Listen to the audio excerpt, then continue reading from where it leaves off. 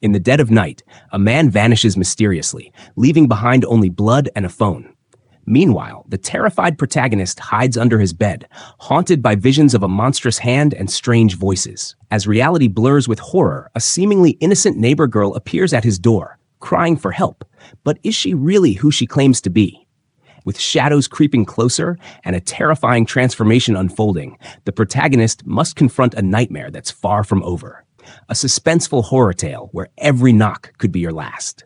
Story starts with a dark room. It was 24 inches. A single light emanated from the monitor, flickering like a dying flame in the pitch black. Aspect ratio of 69, resolution of 1920, the numbers glared back like haunted eyes, hollow and perfect.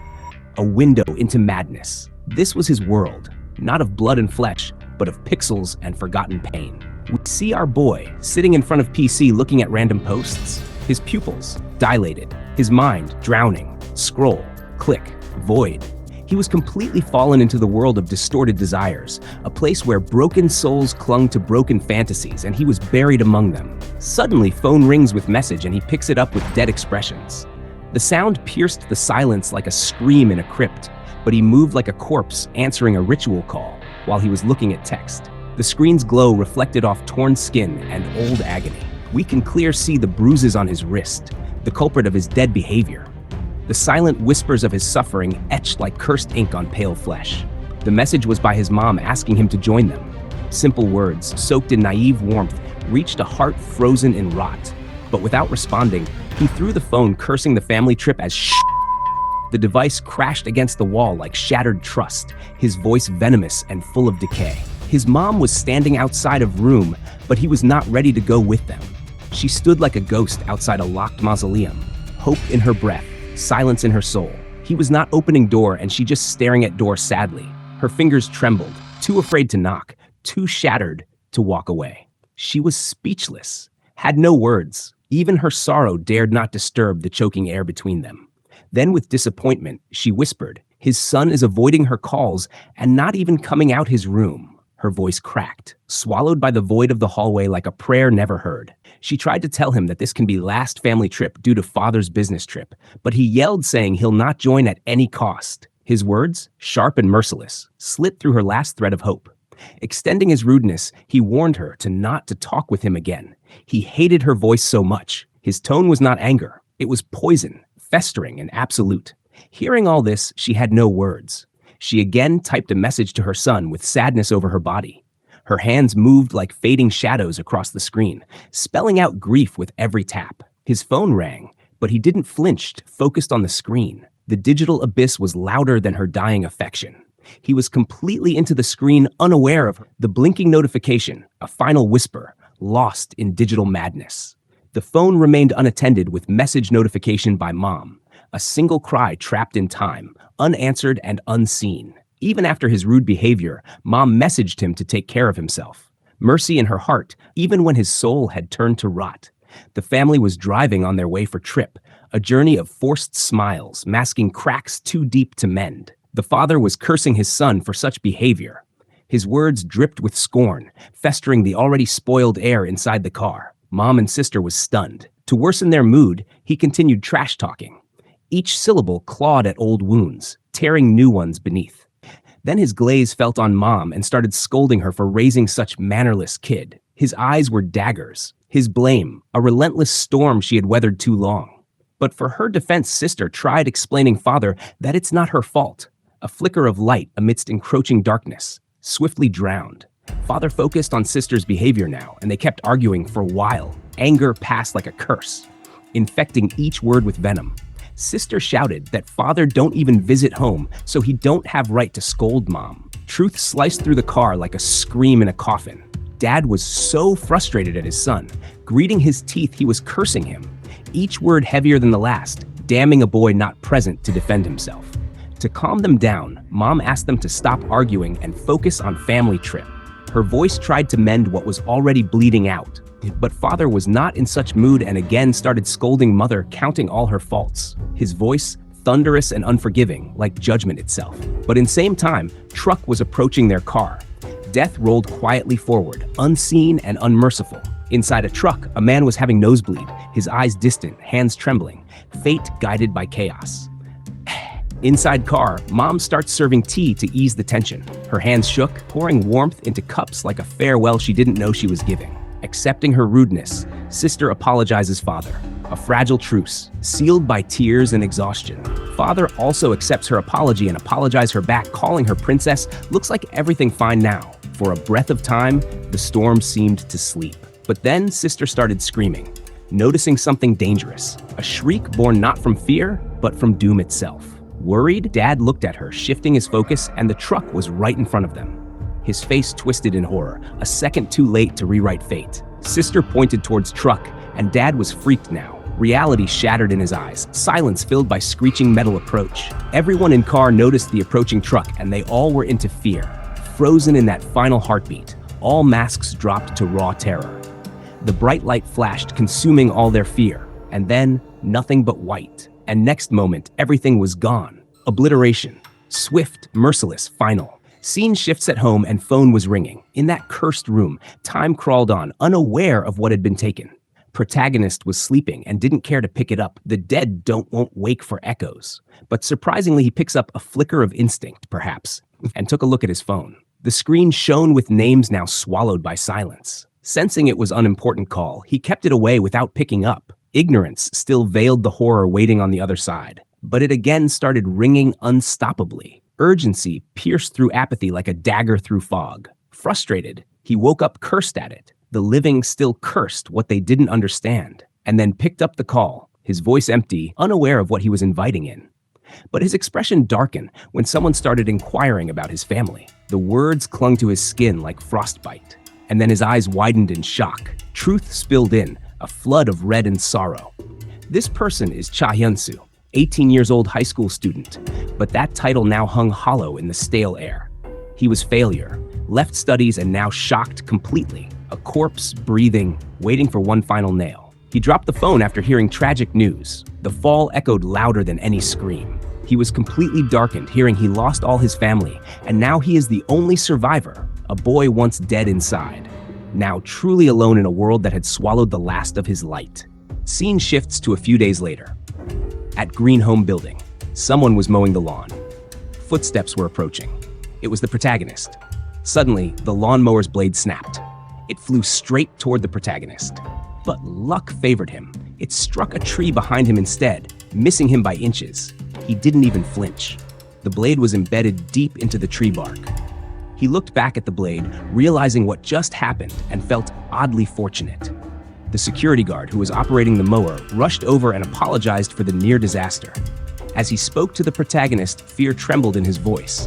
The fierce, unreadable expression on the protagonist's face was enough to terrify him. They stood outside the building as silence slowly settled between them. As their conversation began, the security guard struggled to catch the protagonist's low, almost inaudible voice. The guard asked why he had come and why he'd never seen him around before. But there was only silence. The protagonist wasn't in the mood to talk. With effort, he tried to speak, but his words dissolved within his mouth before they could be heard. Eventually, he managed to whisper that he had just moved in. The guard recalled that he was the new tenant and asked why he was alone. Again, the protagonist mumbled something, but it went over the guard's head. He finally managed to say that he was alone, an accomplishment in itself. Hearing those words, the guard fell silent, perhaps out of sympathy or fear to press further. The guard wondered why someone his age would leave their family, but quickly changed the subject, asking when his belongings would arrive. The protagonist replied that they would come in the afternoon. The guard told him to meet in the evening for some purpose, and then the protagonist walked away. As the guard watched him leave, he thought of him as an awkward man. Suddenly, his nose began to bleed. He noticed the blood, wiped it in confusion. He stared at the blood curiously. It had never happened before. Inside the building, there were 2 lifts and a narrow corridor. It was room No. 410. The protagonist dropped his bags on the floor and stood there silently staring out the window. The view outside was calm, scattered buildings and distant mountains. His eyes locked on the scene, expressionless. He had lost everything. Then abruptly, he closed the curtains and sat on the floor. There he sat, cursing the situation. His mind drifted to the family's funeral. People were whispering about the family, how successful the father was, how beautiful the mother and daughter were. But when it came to the son, they were dismissive. He hadn't even attended the funeral. Someone said they'd tried calling him multiple times, but he never answered. Everyone was angry at the protagonist. Then, suddenly, he appeared, wearing slippers. People were shocked by both his arrival and his casual attire. He felt awkward as he passed through the crowd. Fury filled the room as people shouted that he finally decided to show up. But he ignored them all, as if walking through an empty hall. People were outraged that he didn't even remove his slippers and headed straight to the bodies, showing blatant disrespect. Then he spoke a single word: "I checked." Everyone was confused by what he meant. He said he hadn't wanted to come, but something didn't sit right with him. Then he pulled out some documents and threw them on the floor. They were 3 bank passbooks, altogether holding just $20,000. Looking at the family photos, he shouted in rage, "How can I live off of this?" Everyone in the room was stunned, including me. Bursting with anger, he screamed, asking how they expected him to survive on such little money. Then he began cursing them. Everyone lost their patience at his outburst. They rushed at him, ready to throw him out. Someone grabbed the hood of his jacket. He was surrounded by the furious crowd. He tried to resist and screamed, but it was useless. Someone punched him, and finally, they threw him out of the room. They even threw the passbooks after him. As a reader, it felt strangely satisfying. As he sat there, his present self loomed over that memory. He began cursing his past self. Sitting there, he started calculating how many days he could live on that money. And in frustration, he made a terrible decision. He decided to sell the house for more money. But as the idea settled, tears filled his eyes. He knew it wouldn't last long either. Scene shifted to the present. He sat silently, assessing his life choices. Then, a chilling thought crept in. He began contemplating suicide.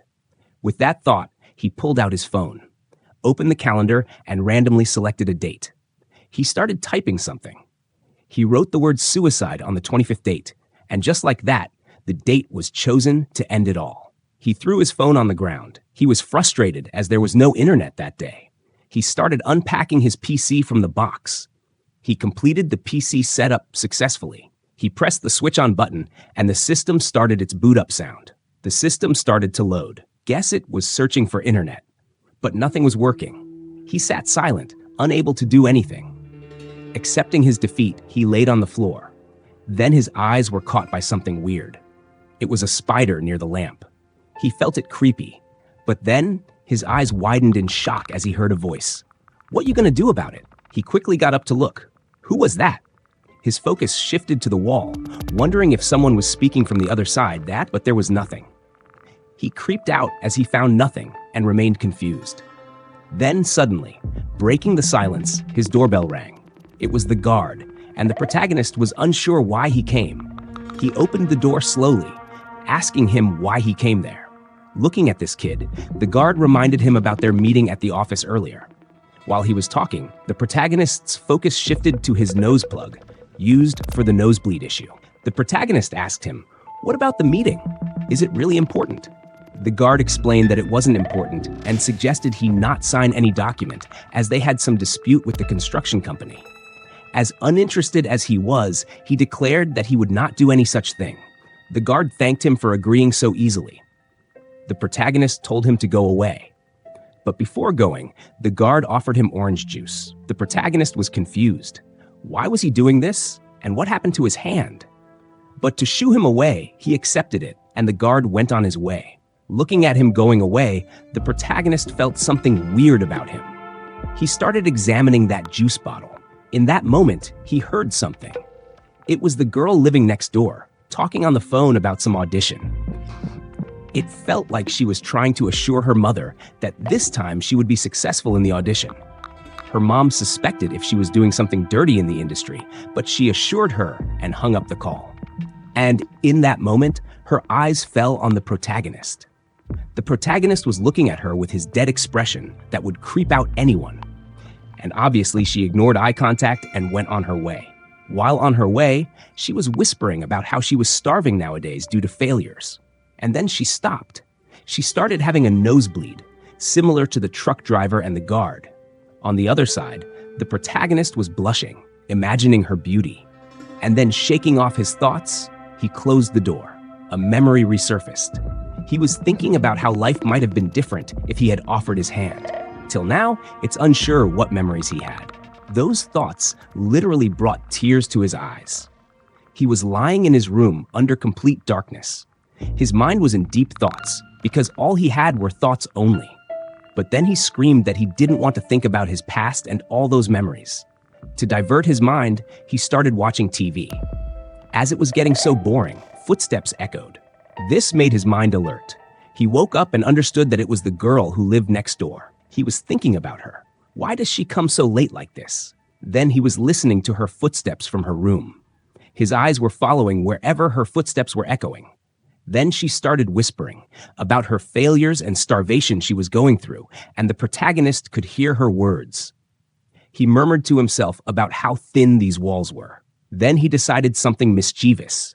He got up and kept his ear on the wall to hear more from her side. He was listening to walking sounds only. But then he heard something different. It was the meowing of a cat. He heard her talking with her cat about food. And now he knew the girl also had a cat in her house. But then he blushed as she took her cat to get a shower with her. And that shocked him, and he got away from the wall. He again started watching a TV show. But inside his mind, the image of the neighbor girl was appearing. And then he suddenly imagined taking a shower. As she was saying a while ago, he blushed hard, and it was visible on his face. Then he started shaking his head to wipe out all the incoming weird thoughts. But he couldn't control it, and thought about how much hope that girl had. All these thoughts made him think that this place was really good. But then his surroundings started to shake. It was due to the loud noise coming from the upper floor. He looked up, and that noise was increasing, shaking his lamp. His frustration was clear, and he started cursing. We see it was noise from the guitar. It was the girl living on the upper floor playing guitar so loud. She was totally into the music, not caring about others' peace.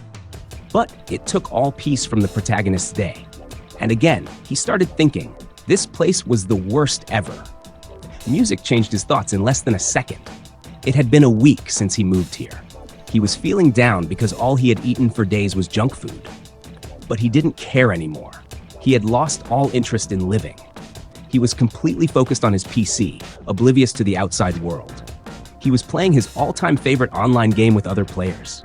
He noticed a character who had been sitting still for 5 days straight, and another one had been standing frozen for nearly a week. He smirked, thinking they might have had a stroke while playing the game. Then, suddenly, one of those characters moved. He assumed it might be a random macro or bot, but then he noticed something unsettling. The girl started chatting, saying she had nosebleeds and heard voices inside her head every day. She went on to say the voices were telling her to kill her mom and dad. While other players ignored her, she calmly typed that she planned to kill them while they slept. When others finally paid attention, she began typing random gibberish. Everyone assumed she was mentally unstable. Watching this unfold, the protagonist felt genuinely disturbed. Then, as if summoned by his stress, the girl from the upper floor began her loud guitar playing again. Frustrated, he got up to finally do something about it. He started dialing the security office to complain about her, but his plan failed. No one answered the call. The scene shifted to the terrace, where the door was closed tight. A guy stood there, trying to access the rooftop.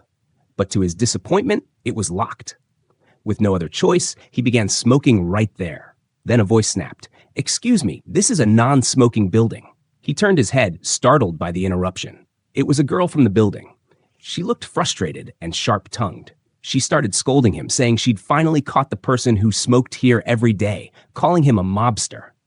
He defended himself, saying it was his first time and he wasn't a mobster. When she asked who he was, he gave a half-hearted answer that he was just a good fella. She found that answer painfully lame. She scolded him again, telling him to use the terrace instead of the corridor. Fed up, the guy pointed out that the terrace door was locked. To confirm, she checked the lock herself and asked who had locked it. He admitted he didn't know and asked what she was doing up there anyway. She stayed silent, refusing to answer. Then he noticed something in her hand, a lighter for cigarettes. He looked at her with suspicion, now understanding her intent. Turning the tables, he began scolding her for smoking at such a young age. She ran away, snapping at him to mind his own business. Inside the protagonist's room, words echoed eerily. "Hyun-cha, you pathetic fool. What did you expect? No one will protect you." He was sleeping in darkness. It seemed like he was hearing these words in his nightmare. Then, suddenly, he woke up, gasping. To check the time, he grabbed his phone. His eyes caught a message. A food delivery had been successfully completed at his door. He rushed to get it, but was disappointed. The box was already opened. He looked outside, suspecting someone had stolen it. Then he noticed his food was scattered on the floor, leading toward the next door. He stood frozen. Had the neighbor girl really stolen his food? He went to check and was struck by horror. There were bloodstains near the entrance to her door. He turned around. Blood was trailing through the corridor where his food lay. He remembered her talking about nosebleeds before. But this was far too much to be just a nosebleed. He tried peeking inside her room and was stunned. Everything inside was in chaos, and someone was eating loudly and ferociously. He was angry. His ramen was clearly being devoured. But then he noticed something even more disturbing. On the floor lay a cat's neck belt, drenched in blood. Terror gripped him. He realized the cat next door might have been eaten. To make matters worse, a dark, creepy hand reached into the light. Something, or someone, was trying to grab the bloody collar. He was too shocked to move. He tried backing away slowly, but like in every horror movie, he stepped on a ramen packet. The crackling sound gave him away. Then came a chilling voice from the room. "Some bit to eat." Desperate to survive, he bolted.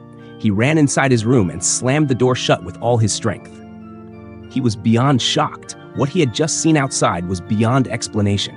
In sheer terror, he did what anyone his age would do. He hid under the bed. His eyes stayed fixed on the door as strange noises echoed from outside. And then, his soul nearly left his body. Someone rang the doorbell. Scene shifted to outside of the building. In the darkness of the night, a person was walking there. Suddenly, his call got disconnected. He tried to call again on the same number, but from the other side, he just heard a loud scream and instinctively pulled the phone away from his ear. In confusion, he stared at the phone, but then turned his head behind as he heard something. But when he looked behind him, it was all darkness. Nothing was there. But suddenly, a shadow appeared in front of him. He noticed it and tried to turn his head. But as soon as he fully turned, his eyes went dark and pure terror spread across his face. Within a moment, his phone slipped from his hand and hit the ground. And in the next second, his body collapsed, soaked in blood. Without even a pause, his body vanished. The only things left on the ground were his blood, phone, and bag. He had completely disappeared. Scene shifted to the protagonist's room. He was still hiding under the bed, paralyzed by shock. He remembered the hand he'd seen earlier, dark, grotesque, and inhuman. His eyes widened as he realized it was a monster. He immediately covered his mouth to silence his breathing. Someone outside was still ringing his doorbell. He was stunned. How could a monster ring a doorbell? But then, he heard something. "Hello? Are you there?" The voice continued. "My cat is missing, and my room is a mess. Excuse me, please help me." At this moment, the protagonist was terrified. The monster could talk, but the voice, it sounded different from what he had heard in the girl's room. For a moment, he thought he might be losing his mind, stuck in this dark room for too long. And with that, he slowly crawled out from under the bed. He looked at the door camera screen. He was completely shocked. What he saw outside wasn't a monster, but the neighbor girl, standing there in tears. He felt horrible. Was he starting to break down mentally? With trembling hands, he pressed the mic button to reply to her. The girl finally noticed someone was inside. The protagonist asked her why she came to him. She answered, begging him to help her. The protagonist was confused. "Help you how?" he asked, and she replied, "Call the police." His eyes widened when the girl said there was blood and empty ramen bags outside. Still shaken, the protagonist asked, "Don't you have a phone?" She answered that she didn't, and again pleaded with him to call the police. The protagonist told her to call the security office for help because he couldn't assist. Hearing that, the girl went silent. With suspicion growing, the protagonist hesitantly asked her to show her arm. The girl was confused, like she hadn't heard him. But he repeated himself. "Show me your arm." This time, even though she clearly heard him, she remained completely silent. And then suddenly, her head tilted unnaturally as she whispered in a creepy voice. Open the door. A chill ran through his spine. Her face started to distort, changing into something inhuman. Blood began dripping from her mouth as she muttered, I'm starving to death. The voice was now identical to what he had heard in her room. Terrified, the protagonist yanked himself back from the screen. Then suddenly, guitar music echoed from the upper floor. He began sweating. He knew it was the girl from upstairs playing. He turned his head back toward the screen. His eyes went wide in horror. The girl on the screen, now fully a monster, burst into maniacal laughter, and in the very next moment vanished. He could feel it. She was running through the corridor, up the stairs. He shouted, "Stop the music now!" He knew the girl upstairs was unknowingly summoning death. Panicking, he looked around and saw a mop. Without thinking, he grabbed it and broke off the mopping head, turning it into a crude weapon. He kicked the door open and stepped outside. Heart pounding, he scanned the corridor. No one was there, but blood stained the floor. He was certain. The monster went up the stairs. Still shaking, he screamed that he'd destroy the monster to save the girl. Suddenly, he heard footsteps coming from the stairwell. His hands trembled uncontrollably. The steps grew louder, closer. Sweat dripped from his face. He was so terrified, it felt like he could die from a heart attack alone. Someone, something, was coming. Was it the monster? Was it someone else? Or something worse? Who knows? Please stay tuned for the next part to find out. He drifted into his memories where he was being mercilessly bullied. He lay on the floor, blood trickling from his nose. With a maniacal grin, the bully claimed he had a reason for doing this. Frustrated, the protagonist looked at the bully with a fierce, defiant glare. Seeing that defiant look even after such a brutal beating, the bully mockingly applauded him. Then, with a crooked finger, he pointed at a boy standing nearby. That boy flinched the moment the bully's finger landed on him. With the same twisted smile, the bully said it was the boy's turn now. Looking at the blood-covered protagonist, the boy's face turned pale with fear. It seemed the bully held a grudge because they were friends with the protagonist. The boy was drenched in sweat, trembling, unable to speak.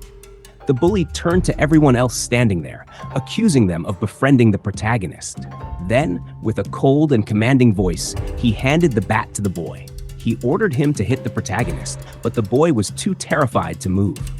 Closing his eyes in fear and tension, the boy hesitated. Still trembling, he pointed the bat toward the protagonist, preparing to strike.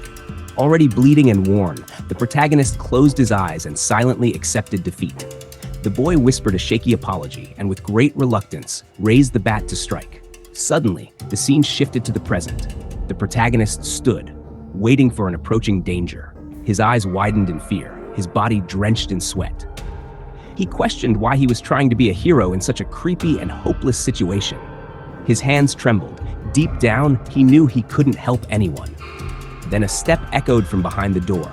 It was hard to tell who it was. His heart pounded louder as the figure drew closer.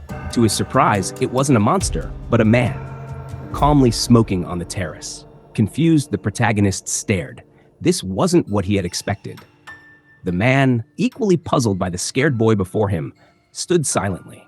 Then, with an annoyed expression, the man muttered he didn't want to deal with thugs today. The protagonist stammered, trying to explain he wasn't a thief.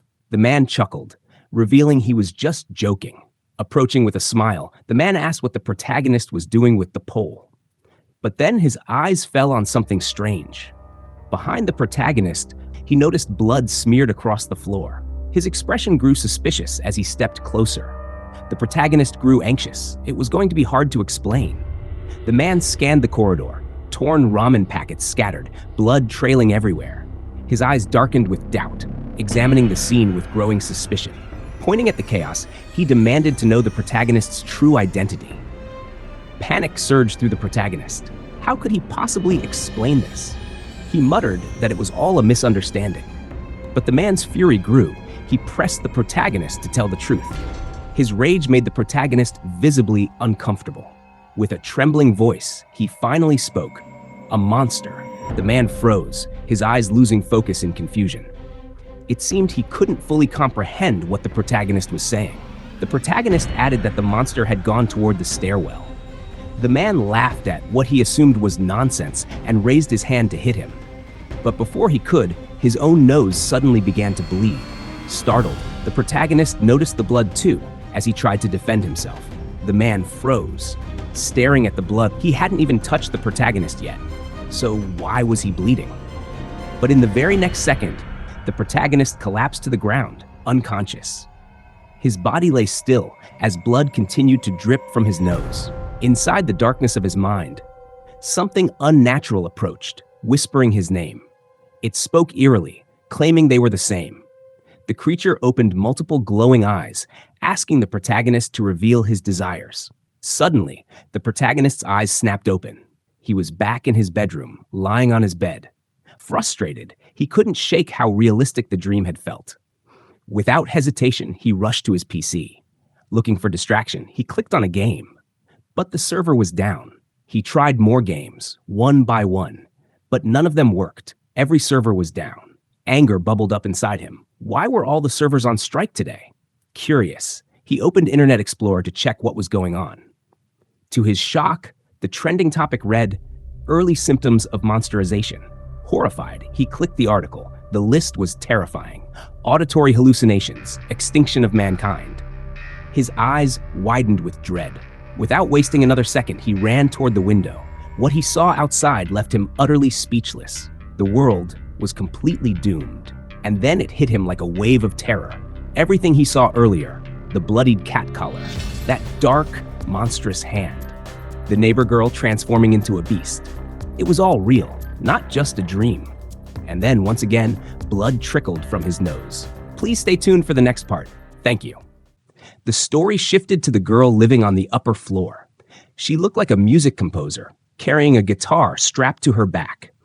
In the past, as she was heading outside, she noticed a woman standing beside a baby stroller. While waiting for the elevator, they exchanged polite greetings. But then, the woman suddenly began scolding her baby to stop crying. The girl gently asked how old the baby was.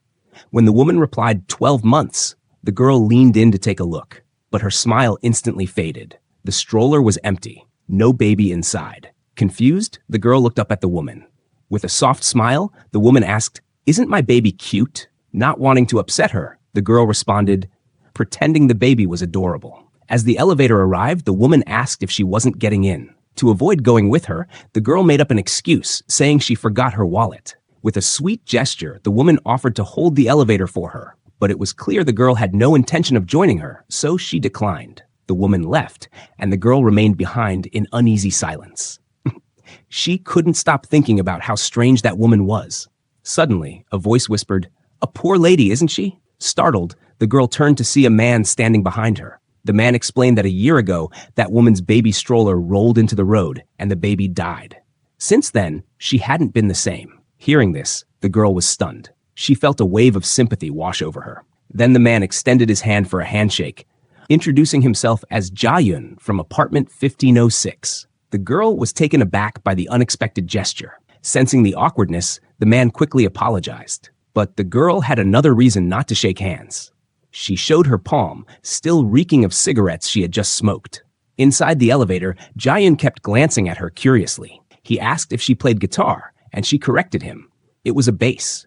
In return, she asked what he did for a living. He told her he was a Korean teacher and was heading to church since it was Sunday. Outside the building, they parted ways with a polite goodbye. The girl quietly observed him, admiring his gentle demeanor. She thought he was the complete opposite of Harang. It seemed Harang was her boyfriend, or perhaps someone more. But then she shook her head, reassuring herself that Harang was way cooler.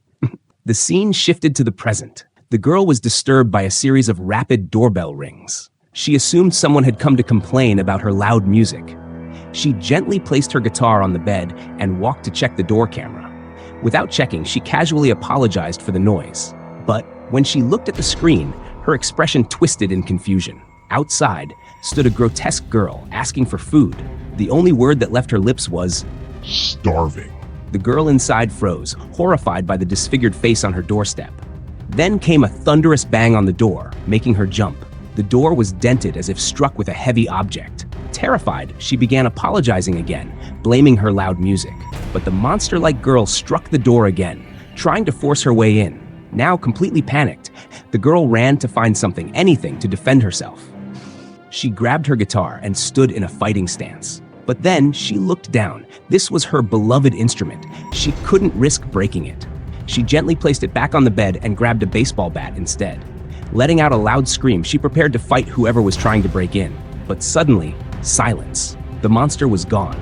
Down the hall, we see a man standing quietly in front of the protagonist, now outside the girl's room. He silently observed the blood smeared across the door. Memories of his conversation with the protagonist came flooding back. He hadn't believed the boys talk about monsters. But after the protagonist collapsed, he'd heard the loud banging from the upper floor. Curious and concerned, he came up to investigate. There, he saw a shattered window. Someone had jumped out. Then his eyes landed on the girl's door, just as she stepped outside. He immediately recognized her. She was the same girl who once scolded him for smoking and called him a mobster. Annoyed, he snapped, telling her to stop calling him that. He was a good guy. Worried, the girl rushed to him, asking if he'd seen the strange young woman banging on her door. She explained that the girl's face was covered in blood. The good fella understood immediately. He recalled the protagonist saying the monster lived next door. For a long moment, he remained silent. Then, looking at the door, he told the girl to step back. With all his strength, he punched the door hard. The girl recoiled, horrified, as her door took another heavy hit. But the man stared at the dent his fist made. He was stunned.